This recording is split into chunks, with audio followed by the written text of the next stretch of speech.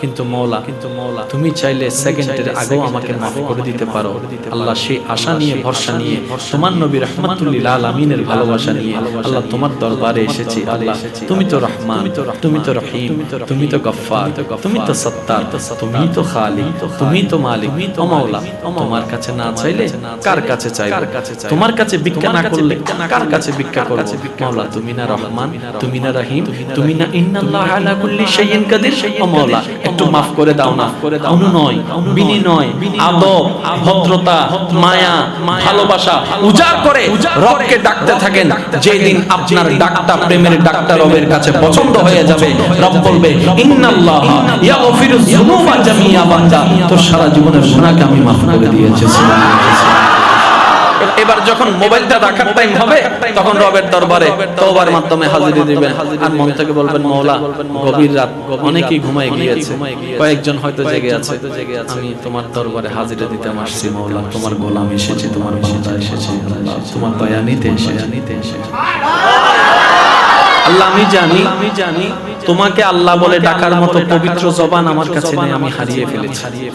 আল্লাহ তোমার কাছে যে চাইবো, ভিক্ষার দুইটা হাত যে তুলবো, সেই হাতের পবিত্রতা আমি রক্ষা করতে জানি না। মাওলা ব্যর্থতা, আমার গুনাহ পাহাড় নয় আসমান হতে ছুঁয়ে গিয়েছে, কিন্তু আমি তারপরে তোমার দরবারে হাজিরা দিয়েছি, কারণ আমি জানি আমার গুনার বিশালতার চাইতে তোমার রহমতের বিশালতা হাজার গুণ বেশি।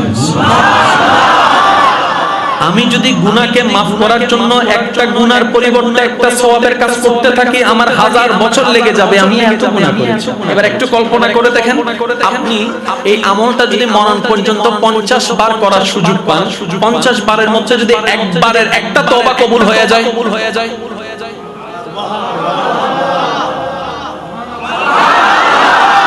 50 বার করার জীবনের সৌভাগ্য হয়েছে, একটা তওবা আল্লাহ কবুল করেছে।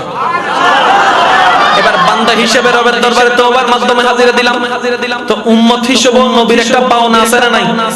আর সেটা হচ্ছে দরুদ শরীফ পাওনা আছে না নাই? যেটা আমরা আদায় করতে পারিও না, ভুলেও যাই, অন্তত ব্যস্ততার কারণে অজুহাত দেখাই। শয়তান আমাদেরকে মাথায় বসিয়ে দিয়েছে, তো ঘুমের আগে তো কোনো ব্যস্ততা থাকে না। এই সময়টা যদি আমরা যতটুকু পারি ভালোবাসা নিয়ে নবীর উপর দরুদ শরীফের হকটুকু যদি আদায় করতে পারি, অন্তত ওই দরুদের হকটুকু আমাদের কিছুটা হলেও আদায় হবে। আল্লাহ পাক আমল করার তৌফিক দান করুন। রব্বে করিম, তোমার নবী রাহমাতুল লিল আলামিনের উম্মত তুমি আমাকে বানিয়েছো, ওই নবীকে তুমি হাবিবুল্লাহ বানিয়েছো, ওই নবীর দিকে তাকিয়ে আল্লাহ আমাকে maaf করে দাও। চোখের পানি ফেলতে থাকেন, অন্তর নরম করে রবের কাছে মাফ চাইতে থাকেন। আপনি মাফ চাইতে থাকবেন, তওবা কবুল হয়ে যাবে একবার, মাফ হয়ে যাবে হাজার হাজার গুনাহ। সুবহানাল্লাহ। এই গুনাহগুলা আমাদের অন্তরকে এক একটা কালো স্পট দিয়ে এই নরম অন্তরটাকে দিন দিন পাষাণ করে ফেলছে। সেজন্য দেখবেন মানুষ এমন হিংস্র হয়ে যাচ্ছে, বাঘ সিংহকের হিংস্রতা পর্যন্ত হার মেনে যাচ্ছে এই মানুষের সামনে। এমন ঘটনার নজির আপনার আমার হাজারো দেখা আছে, জানা আছে। কারণ এই গুনাহ করতে করতে এই ভালোবাসার অন্তর এখন ঘৃণার অন্তর হয়ে গিয়েছে, ওই মোমের অন্তর এখন পাথরের অন্তর হয়ে যাচ্ছে, যেটার কারণে পারিবারিক ঝামেলা, সাংসারিক ঝামেলা সবকিছু দেখা যাচ্ছে। এই গুনাহ বেড়ে যাওয়ার কারণে আমাদের রিজিকের মধ্যে কমে যাচ্ছে, এই গুনাহ বেড়ে যাওয়ার কারণে আমাদের বিভিন্ন রকমের সাজার সম্মুখীন হওয়া লাগছে। তাহলে বিভিন্ন কষ্ট থেকে মাফ পাওয়ার জন্য গুনাহটাকে বাঁচতে হবে, আর গুনাহ থেকে যা করেছি সেটা থেকে বাঁচার জন্য তওবা আমাদের করতে হবে, রবের দরবারে সারেন্ডার বারবার করতে হবে। সুবহানাল্লাহ। ডায়ালিসিস যেরকম একটা রোগের অংশ, করতেই হবে, ওষুধ খেতেই হবে, ভাত খেতেই হবে। আমরা চাইলে ইবাদতকেও এরকম বানাই ফেলতে পারি, নামাজ পড়তেই হবে, রবের দরবারে তওবা করতেই হবে, রবের দিকে তাকিয়ে দুশমনকেও maaf করে দিতে হবে, উম্মত হিসেবে নবীর উপর দরুদ সালাম বারবার পড়তেই হবে, বেশি বেশি আল্লাহর কাছে তওবা করতেই হবে, বেশি বেশি দান সদকা রবকে খুশি করার জন্য করতেই হবে, দুশমনকেও বন্ধু করে নেওয়ার চেষ্টা করতেই হবে, অন্যকে সুখে রেখে নিজে সুখে থাকার চেষ্টা করতেই হবে। কারণ দিন শেষে রবের দরবারে আমাদেরকে হাজিরা হবে। সেজন্য আমি সবার কাছে অনুরোধ করব, এই জীবনের অর্ধেক সময় আমাদের প্রায় অর্ধেক পার হয়ে গেছে। একদম ভালো করে খেয়াল করলে দেখবো আমরা একদম বাকি অল্প সময় হয়তো আমরা এই দুনিয়াতে মেহমান হয়ে আছি।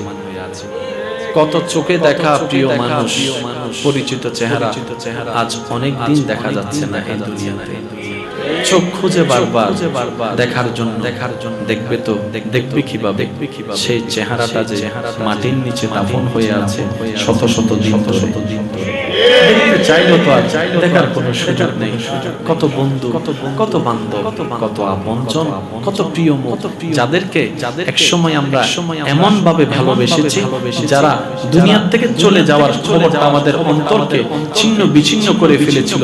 হয়তো ভেবেছিলাম ওনাকে ছাড়া হয়তো বাঁচতেও পারবো না, আজকে ঠিকই বেঁচে আছি আমরা, উনি ওনার জায়গায়। একদিন আপনি আমিও ওইখানে চলে যাব। এই দুনিয়া আপন গতিতে চলতে থাকবে। দুনিয়া কারো জন্য থেমে থাকেনি, থাকবেও না। যে দুনিয়াকে আপনি আমি মনে করছি আমাকে দুনিয়া কত গুরুত্ব দিচ্ছে, অমুক আমাকে কত ভালোবাসছে, এগুলার আসলে বাস্তবতা বলতে কোনো কিছুই নেই। যখন বাস্তবতা চলে আসে তখন এই আবেগ উধাও হয়ে যায়। করুণা তার বাস্তব প্রমাণ বিশ্ববাসীকে দেখায় দিয়েছে। বান্দার জন্য আল্লাহ ছাড়া কেউ নাই, উম্মতের জন্য নবী রাহমাতুল লিল আলামিন ছাড়া কেউ নাই, কেউ নাই।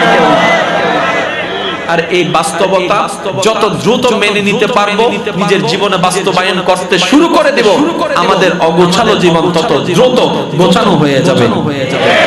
বেশি বেশি ইস্তেগফার কোন টাইমে করতে পারবেন, কোন টাইমে জিকির করলে আপনার মনটা শান্তি হবে, রবের প্রেমে মজবে, আপনি আপনার মতো করে সময় বের করার চেষ্টা করুন। হ্যাঁ, প্রথম দিন গ্যাপ যাবে, দ্বিতীয় দিন গ্যাপ যাবে, তৃতীয় দিন করলে চতুর্থ দিন গ্যাপ যাবে।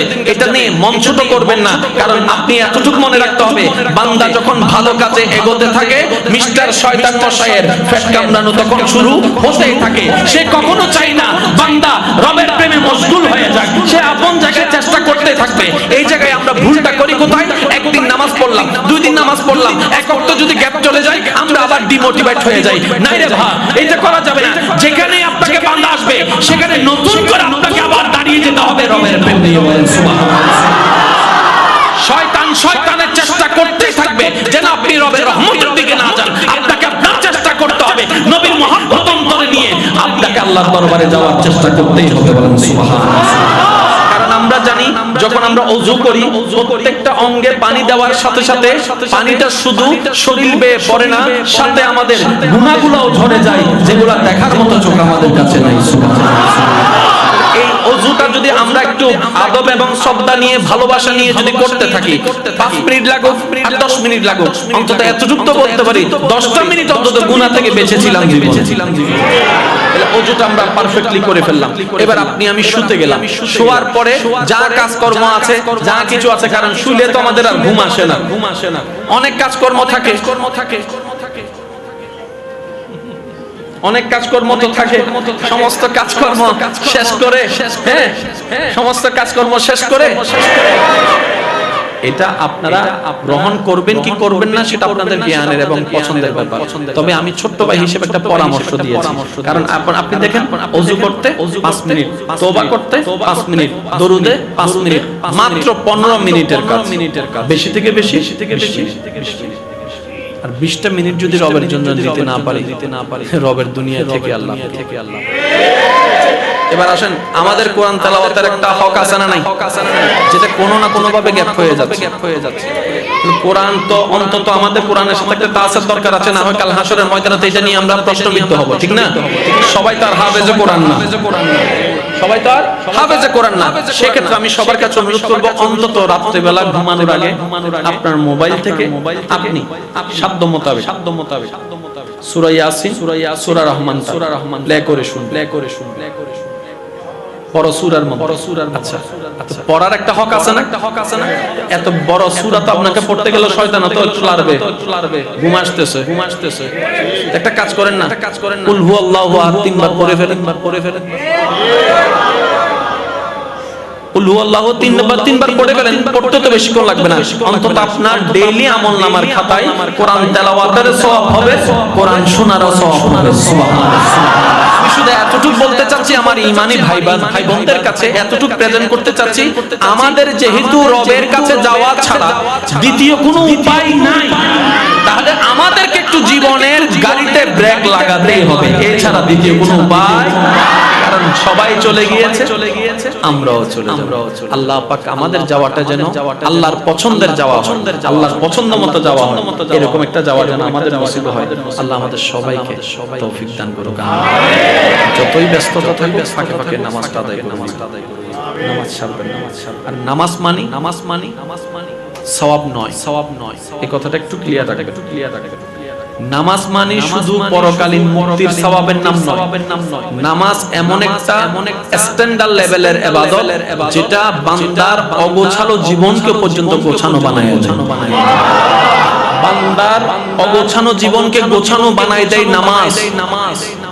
এই নামাজ এমন একটি ইবাদত, যেটা বান্দার আমলের পাশাপাশি, দেহের পাশাপাশি যদি অন্তরে স্থান পেয়ে যায়, এই বান্দার অন্তরে এই ফাহিশাত, অশ্লীলতা যেগুলো আছে, অভদ্রতা, বেয়াদবি যেগুলো আছে, সংসার পরিবার নষ্ট করে ওই সমস্ত ভাইরাসগুলো অন্তর থেকে দূর করে দেবে, লজ্জাশীলতা তার ভিতরে নিয়ে আসবে। বলেন সুবহানাল্লাহ। আল্লাহ পাক আমাদের সকলকে কবুল আর মঞ্জুর করুন, আমিন।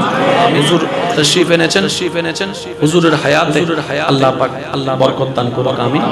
এই মাহফিলকে আগামী বছর আরো সুন্দরভাবে আয়োজন করার তৌফিক দান করুন, আমিন। পরিশেষে যে দুই একজন আমাকে ভালোবাসেন, তাদের কাছে আমি আপনাদেরকে একটা কথা বলবো, মা বাবা যদি বেঁচে থাকে, সর্বোচ্চ সেবা করার চেষ্টা করুন। উনি পছন্দ করুক না করুক, আপনার মন মতো হোক না হোক, ডাজন্ট ম্যাটার। এটা দেখারও দরকার নেই। আপনার মা বাবা আপনার পক্ষে হোক না হোক, ডাজন্ট ম্যাটার। আপনি আপনার জায়গা থেকে করে রব্বির হামহুমা কামা রাব্বায়ানি সাগীরা।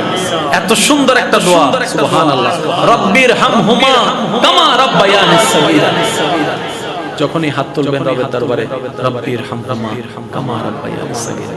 আপনি যখন সন্তানের বাবা হবেন, আপনি যখন সন্তানের মা হবেন, দেখবেন আপনার ছেলে মেয়ের অন্তরও আল্লাহ তাআলা আপনার প্রতি এই ভালোবাসাটা সৃষ্টি করে দিবেন। সুবহানাল্লাহ। একটু খেয়াল করবেন। মানি না মানি থাকতে হবে এখানে, পালানোর কোন সুযোগ। তাহলে ওনার কাছে ধরা দেওয়া ছাড়া দ্বিতীয় কোনো উপায়। ধরা দিতে হলে আপনাকে আমাকে যেতে হবে। জোরে বলেন। এই ছাড়া কোনো উপায়। এবার রবের দরবারে যখন ধরা দেওয়ার বিষয়টা বান্দা বুঝতে পারলো, রব্বে করিম বলে বান্দারে, যেখান থেকে আসো সেখান থেকে ধরা দাও। যেখানে আছো সেখান থেকে ধরা দাও। যে অবস্থায় আছো এই অবস্থায় ধরা দাও। কারণ তুমি যেখান থেকে আমাকে স্মরণ করবা, আমি রব ওইখান থেকে তোমার স্মরণকে শোনার ক্ষমতা রাখি। আমি সামিউন বাসীর, আমি শুনি, আমি দেখি। আমি শুনি, আমি দেখি। বান্দা প্রয়োজন নেই তোমার জবানকেও খোলার দরকার নেই। তুমি মন থেকে অনুতপ্ত হও, এতটুক শুধু বলো, মওলা তোমার জমিনের থেকে তোমার দেওয়া নিয়ামত নিয়ে হাজারো অন্যায় করেছি, হাজারো অবদ্ধতা করেছি, মওলা যা করেছি ভুল করেছি, তুমি আমাকে মাফ করে দাও। ওয়া ইয যালামু আনফুসাহুম জাউকা ফাস্তাগফিরুল্লাহ ওয়াস্তাগফারা লাহুমুর রাসূল লাওয়াজাদুল্লাহ তাওয়াবার রহিমা। রব্বে করিম, তোমার নবী রাহমাতুল লিল আলামিনের উম্মত তুমি আমাকে বানিয়েছো, ওই নবীকে তুমি হাবিবুল্লাহ বানিয়েছো, ওই নবীর দিকে তাকিয়ে আল্লাহ আমাকে মাফ করে দাও। চোখের পানি ফেলতে থাকেন, অন্তর নরম করে রবের কাছে মাফ চাইতে থাকেন। আপনি মাফ চাইতে থাকবেন, তওবা কবুল হয়ে যাবে একবার, মাফ হয়ে যাবে হাজার হাজার। সুবহানাল্লাহ। এই কথাটা কেন বলছি একটু পরে আসছি, একটু খেয়াল করবেন। আমাদের ইনকামে জামিলা আসানা, শারীরিক জামিলা, সাংসারিক জামিলা, পারিবারিক ঝামেলা, স্বামী স্ত্রীর ঝামেলা, আমাদের মানবতার জীবন কেন্দ্রিক যত ঝামেলা আছে, বেশিরভাগ ঝামেলার কারণ হচ্ছে আমাদের গুনাহ।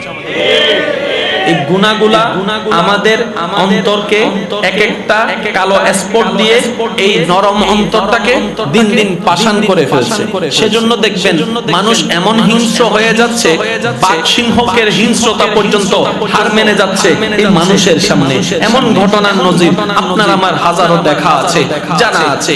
কারণ এই গুনাহ করতে করতে এই ভালোবাসার অন্তর এখন ঘৃণার অন্তর হয়ে গিয়েছে, ওই মোমের অন্তর এখন পাথরের অন্তর হয়ে যাচ্ছে, যেটার কারণে পারিবারিক ঝামেলা, সাংসারিক ঝামেলা সবকিছু দেখা যাচ্ছে। এই গুনাহ বেড়ে যাওয়ার কারণে আমাদের রিজিকের মধ্যে কমে যাচ্ছে। এই গুনাহ বেড়ে যাওয়ার কারণে আমাদের বিভিন্ন রকমের সাজার সম্মুখীন হওয়া লাগছে। তাহলে বিভিন্ন কষ্ট থেকে মার পাওয়ার জন্য গুনাহ থেকে বাঁচতে হবে, আর গুনাহ থেকে যা করেছি সেটা থেকে বাঁচার জন্য তওবা আমাদের করতে হবে, রবের দরবারে সিলিন্ডার বারবার করতে হবে। সুবহানাল্লাহ। সেজন্য আমি সবার কাছে একটা অনুরোধ রাখবো, ব্যস্ততা কার নাই, সবারই আছে, সবারই আছে।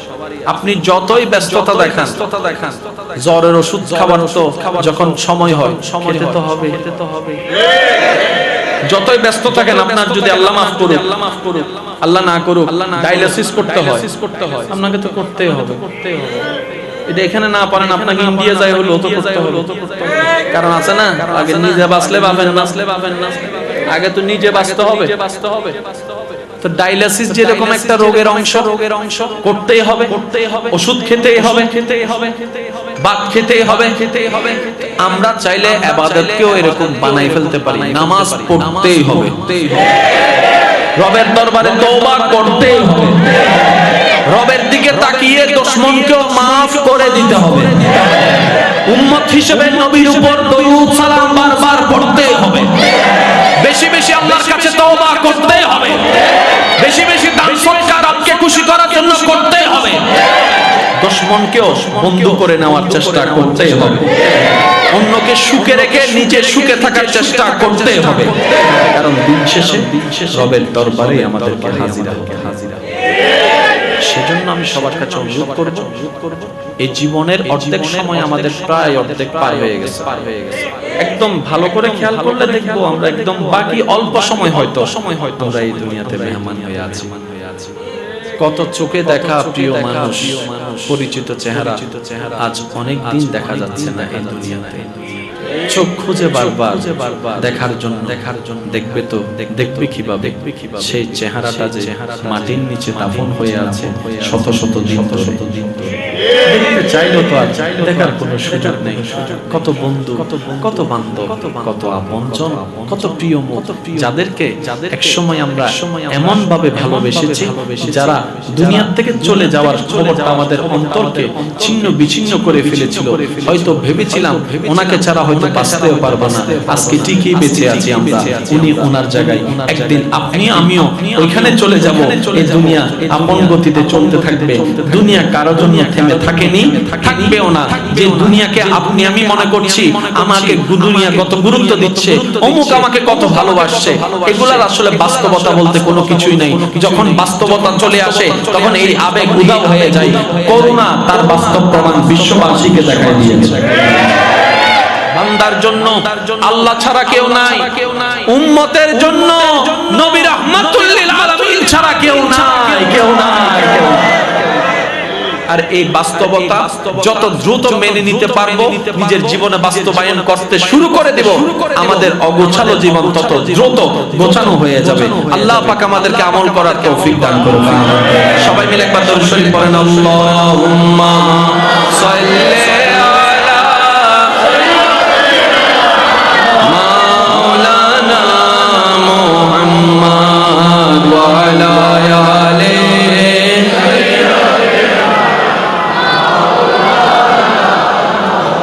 जग में जब आए मोहम्मद इस्लाम जिंदा हो गए। जग में जब आए मोहम्मद इस्लाम जिंदा, भूतों ने सब कलमा पढ़ा, काफिर मुसलमान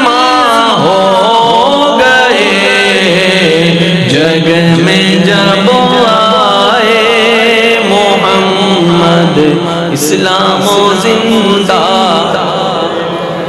রাসূলের উম্মতের আওয়াজ একবার দরুদ শরীফ পড়েন। আল্লাহুম্মা সাল্লি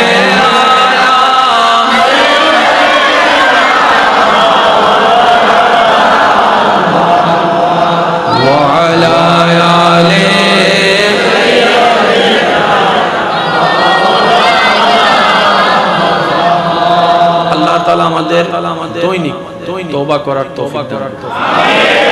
সময়টা আপনি আপনার মতো করে বের করেন। কোন সময়টা আপনি তওবার মাধ্যমে আপনার রবের দরবারে পারফেক্টলি ভাবে হাজিরা দিতে পারবেন বলে আপনার মনে হয়, ওই সময়টা আপনি আপনার সুযোগ মতো বের করেন।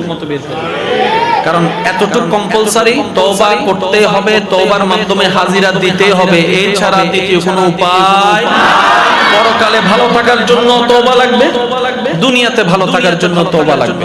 আর ভালো থাকাটাই যদি চাই, তওবা ছাড়া কোনো উপায়। সবার কাছে অনুরোধ করব, ইস্তেগফার জিনিসটা নিজের ভিতরে, নিজের দৈনন্দিন জীবনে কিভাবে আপনি ফিট করবেন, আপনি আপনার প্ল্যানিং অনুযায়ী কাজ করুন। আমরা ছোটবেলা থেকে শুনে এসেছি, স্কুল ছাত্র যারা আছে, মাদ্রাসার ছাত্র যারা আছে, ডেইলি রুটিন ছাড়া পড়ালেখা হয় না।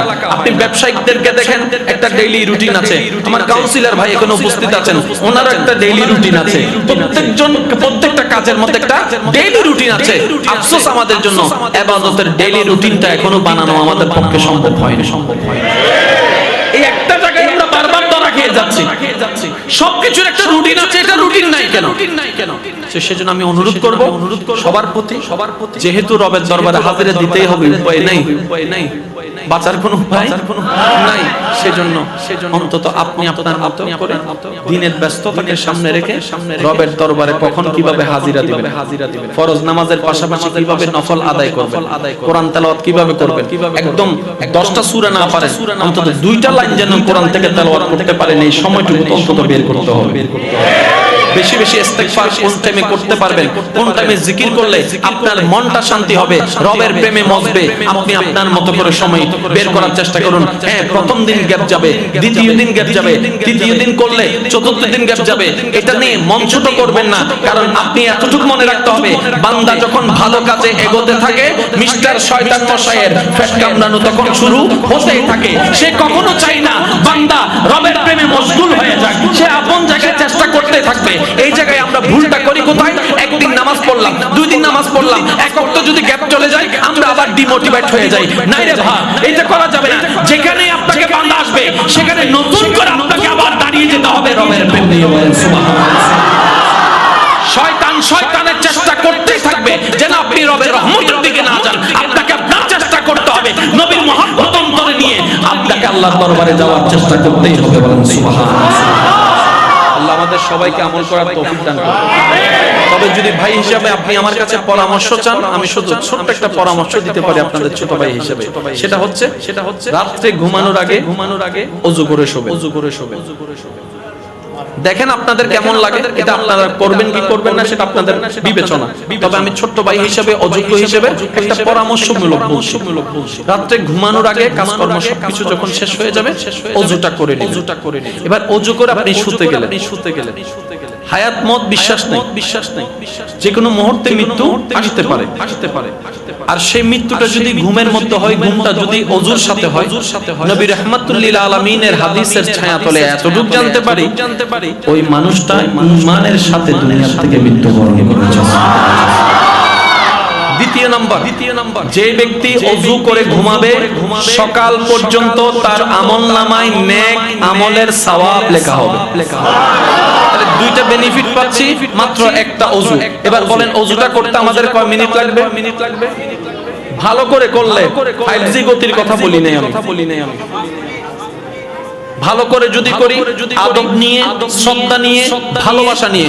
কারণ আমরা জানি, যখন আমরা ওযু করি, প্রত্যেকটা অঙ্গে পানি দেওয়ার সাথে সাথে পানিটা শুধু শরীর বেয়ে পড়ে না, সাথে আমাদের গুনাহগুলোও ঝরে যায়, যেগুলো দেখার মতো চোখ আমাদের কাছে নাই। সুবহানাল্লাহ। এই ওযুটা যদি আমরা একটু আদব এবং শ্রদ্ধা নিয়ে ভালোবাসা নিয়ে যদি করতে থাকি 5 মিনিট লাগুক আর 10 মিনিট লাগুক অন্তত এতটুকু তো বলতে পারি 10টা মিনিট অন্তত গুনাহ থেকে বেঁচেছিলাম জীবনে তাহলে ওযুটা আমরা পারফেক্টলি করে ফেললাম এবার আপনি আমি শুতে গেলাম শোয়ার পরে যা কাজকর্ম আছে যা কিছু আছে কারণ শুলে তো আমাদের আর ঘুম আসে না অনেক কাজকর্ম থাকে অনেক কাজকর্ম তো থাকে সমস্ত কাজকর্ম শেষ করে সমস্ত কাজকর্ম শেষ করে এবার যখন মোবাইলটা রাখার টাইম হবে তখন রবের দরবারে তওবার মাধ্যমে হাজিরি দিবেন আর মন থেকে বলবেন মাওলা গভীর রাত অনেকেই ঘুমায় গিয়েছে কয়েকজন হয়তো জেগে আছে আমি তোমার দরবারে হাজিরি দিতে আসছি মাওলা তোমার গোলাম এসেছে তোমার বান্দা এসেছে তোমার দয়া নিতে এসেছে আল্লাহ আমি জানি তোমাকে আল্লাহ বলে ডাকার মতো পবিত্র জবান আমার কাছে নেই আমি হারিয়ে ফেলেছি আল্লাহ তোমার কাছে যে চাইবো ভিক্ষার দুইটা হাত যে তুলবো সেই হাতের পবিত্রতা আমি রক্ষা করতে জানি না মাওলা ব্যর্থতা আমার গুনাহ পাহাড় নয় আসমান হতে ছুঁয়ে গিয়েছে কিন্তু আমি তারপরে তোমার দরবারে হাজিরা দিয়েছি কারণ আমি জানি আমার গুনার বিশালতার চাইতে তোমার রহমতের বিশালতা হাজার গুণ বেশি আমি যদি গুনাহকে maaf করার জন্য একটা গুনার পরিবর্তে একটা সওয়াবের কাজ করতে থাকি আমার হাজার বছর লেগে যাবে আমি এত গুনাহ করেছি কিন্তু মাওলা তুমি চাইলে সেকেন্ডের আগেও আমাকে maaf করে দিতে পারো আল্লাহ সেই আশা নিয়ে ভরসা নিয়ে তোমার নবী রাহমাতুল লিল আলামিনের ভালোবাসা নিয়ে আল্লাহ তোমার দরবারে এসেছি আল্লাহ তুমি তো রহমান তুমি তো রহিম তুমি তো গফফার তুমি তো সত্তার তুমি তো খালিক তুমি তো মালিক ও মাওলা তোমার কাছে না চাইলে কার কাছে চাইবো তোমার কাছে ভিক্ষা না করলে কার কাছে ভিক্ষা করব মাওলা তুমি না রহমান তুমি না রহিম তুমি না ইন্নাল্লাহা আলা কুল্লি শাইইন কাদির ও মাওলা একটু maaf করে দাও না অনুনয় বিনয় আদব ভদ্রতা মায়া ভালোবাসা উজাড় করে রবকে ডাকতে থাকেন যেই দিন আপনার ডাকটা প্রেমের ডাকটা রবের কাছে পছন্দ হয়ে যাবে রব বলবে ইন্নাল্লাহা ইয়াগফিরুয যুনুবা জামিআ বান্দা তোর সারা জীবনের গুনাহকে আমি maaf করে দিয়েছি এবার একটু কল্পনা করে দেখেন আপনি এই আমলটা যদি মরণ পর্যন্ত 50 বার করার সুযোগ পান 50 বারের মধ্যে যদি একবারের একটা তওবা কবুল হয়ে যায় সুবহানাল্লাহ 50 বার করার জীবনের সৌভাগ্য হয়েছে একটা তওবা আল্লাহ কবুল করেছে এবার বান্দা হিসেবে রবের দরবারে তওবার মাধ্যমে হাজিরা দিলাম তো উম্মত হিসেবে নবীর একটা পাওনা আছে না নাই আর সেটা হচ্ছে দরুদ শরীফ পাওনা আছে না নাই যেটা আমরা আদায় করতে পারিও না ভুলেও যাই অন্তত ব্যস্ততার কারণে অজুহাত দেখাই শয়তান আমাদেরকে মাথায় বসিয়ে দিয়েছে তো ঘুমের আগে তো কোনো ব্যস্ততা থাকে না এই সময়টা যদি আমরা যতটুকু পারি ভালোবাসা নিয়ে নবীর উপর দরুদ শরীফের হকটুকু যদি আদায় করতে পারি অন্তত ওই দরুদের হকটুকু আমাদের কিছুটা হলো আদায় হবে আল্লাহ পাক আমল করার তৌফিক দান এটা আপনারা গ্রহণ করবেন কি করবেন না সেটা আপনাদের জ্ঞানের এবং পছন্দের ব্যাপার তবে আমি ছোট্ট ভাই হিসেবে একটা পরামর্শ দিয়েছি কারণ আপনি দেখেন ওযু করতে 5 মিনিট তওবা করতে 5 মিনিট দরুদে 5 মিনিট মাত্র 15 মিনিটের কাজ বেশি থেকে বেশি আর 20টা মিনিট যদি রবের জন্য দিতে না পারি রবের দুনিয়া থেকে আল্লাহ এবার আসেন আমাদের কোরআন তেলাওয়াতের একটা হক আছে না নাই যেটা কোনো না কোনো ভাবে গ্যাপ হয়ে যাচ্ছে কোরআন তো অন্তত আমাদের কোরআনের সাথে একটা তাসার দরকার আছে না হয় কাল হাসরের ময়দানে এটা নিয়ে আমরা প্রশ্নবিদ্ধ হব ঠিক না সবাই তো আর হাফেজে কোরআন না সেক্ষেত্রে আমি সবার কাছে অনুরোধ করবো অন্তত রাত্রে বেলা ঘুমানোর আগে আপনার মোবাইল থেকে আপনি সাধ্য মোতাবেক সূরা ইয়াসিন সূরা রহমান প্লে করে শুনুন বড় সূরার মধ্যে আচ্ছা পড়ার একটা হক আছে না এত বড় সূরা তো আপনাকে পড়তে গেলে শয়তান তো একটু লারবে ঘুম আসতেছে একটা কাজ করেন না কুল হুয়াল্লাহু আহাদ 3 বার পড়ে ফেলেন কুল হুয়াল্লাহু 3 বার পড়ে ফেলেন পড়তে তো বেশিক্ষণ লাগবে না অন্তত আপনার ডেইলি আমলনামার খাতায় কোরআন তেলাওয়াতের সওয়াব হবে কোরআন শোনারও সওয়াব হবে সুবহানাল্লাহ শুধু এতটুকু বলতে চাচ্ছি আমার ঈমানি ভাই বোনদের কাছে এতটুকু প্রেজেন্ট করতে চাচ্ছি আমাদের যেহেতু রবের কাছে যাওয়া ছাড়া দ্বিতীয় কোনো উপায় নাই তাহলে আমাদেরকে একটু জীবনের গাড়িতে ব্রেক লাগাতেই হবে এছাড়া দ্বিতীয় কোনো উপায় কারণ সবাই চলে গিয়েছে, আমরাও চলে যাব। আল্লাহ পাক আমাদের যাওয়াটা যেন আল্লাহর পছন্দের যাওয়া হয়, আল্লাহর পছন্দ মতো যাওয়া হয়, এরকম একটা যাওয়া যেন আমাদের নসিব হয়। আল্লাহ আমাদের সবাইকে তৌফিক দান করুক। যতই ব্যস্ততা থাকুক ফাঁকে ফাঁকে নামাজটা আদায় করুন, নামাজ ছাড়বেন। আর নামাজ মানি সওয়াব নয়, এই কথাটা একটু ক্লিয়ার রাখবেন। নামাজ মানি শুধু পরকালীন মুক্তির সওয়াবের নাম নয়। নামাজ এমন একটা স্ট্যান্ডার্ড লেভেলের ইবাদত যেটা বান্দার অগোছালো জীবনকে পর্যন্ত গোছানো বানায় দেয়। বান্দার অগোছানো জীবনকে গোছানো বানায় দেয় নামাজ। এই নামাজ এমন একটি ইবাদত যেটা বান্দার আমলের পাশাপাশি দেহের পাশাপাশি যদি অন্তরে স্থান পেয়ে যায়, এই বান্দার অন্তরে এই ফাহিশা অশ্লীলতা যেগুলো আছে, অভদ্রতা বেয়াদবি যেগুলো আছে, সংসার পরিবার নষ্ট করে ওই সমস্ত ভাইরাসগুলো অন্তর থেকে দূর করে দেবে, লজ্জাশীলতা তার ভিতরে নিয়ে আসবে। বলেন সুবহানাল্লাহ। আল্লাহ পাক আমাদের সকলকে কবুল আর মঞ্জুর করুন, আমিন। হুজুর তশরিফ এনেছেন, হুজুরের হায়াতে আল্লাহ পাক বরকত দান করুন, আমিন। এই মেহফিলকে আগামী বছর আরো সুন্দরভাবে আয়োজন করার তৌফিক দান করুন, আমিন। পরিশেষে যে দুই একজন আমাকে ভালোবাসেন তাদের কাছে আমি আপনাদেরকে একটা কথা বলবো, মা বাবা যদি বেঁচে থাকে সর্বোচ্চ সেবা করার চেষ্টা করুন। উনি পছন্দ করুক না করুক, আপনার মন মতো হোক না হোক, ডাজন্ট ম্যাটার। এটা দেখারও দরকার নেই। আপনার মা বাবা আপনার পক্ষে হোক না হোক, ডাজন্ট ম্যাটার। আপনি আপনার জায়গা থেকে করে রব্বির হামহুমা কামা রাব্বায়ানি সাগীরা। এত সুন্দর একটা দোয়া, সুবহানাল্লাহ। রব্বির হামহুমা কামা রাব্বায়ানি সাগীরা। যখনই হাত তুলবেন রবের দরবারে, রব্বির হামহুমা কামা রাব্বায়ানি সাগীরা। আপনি যখন সন্তানের বাবা হবেন, আপনি যখন সন্তানের মা হবেন, দেখবেন আপনার ছেলে মেয়ের অন্তরে আল্লাহ তাআলা আপনার প্রতি এই ভালোবাসাটা সৃষ্টি করে দিবেন। আমাদের সবাইকে অন্যকে ভালো রেখে নিজে ভালো থাকার তৌফিক দান করুন। আল্লাহ পাক আমাদের সবাইকে অন্যের জীবন সহজ করে নিজের জীবনের সহজতা আনার তৌফিক দান করুন, আমিন। আপনারা সবাই সুশৃঙ্খলভাবে থাকবেন, বসবেন, কোনো হইচই করবে না, যেহেতু জায়গাটা ছোট এবং বদ্ধ। একটা ছোট আওয়াজ আমি প্রথমেই বলেছি, পড়াশোনায় আমার হুজুর তাকরীর করবেন, আপনারা মনোযোগ দিয়ে শুনবেন। ওয়া আখিরু দাওয়ানা আলহামদুলিল্লাহি রাব্বিল আলামিন। আসসালামু আলাইকুম ওয়া রাহমাতুল্লাহি তাআলা ওয়া বারাকাতুহু।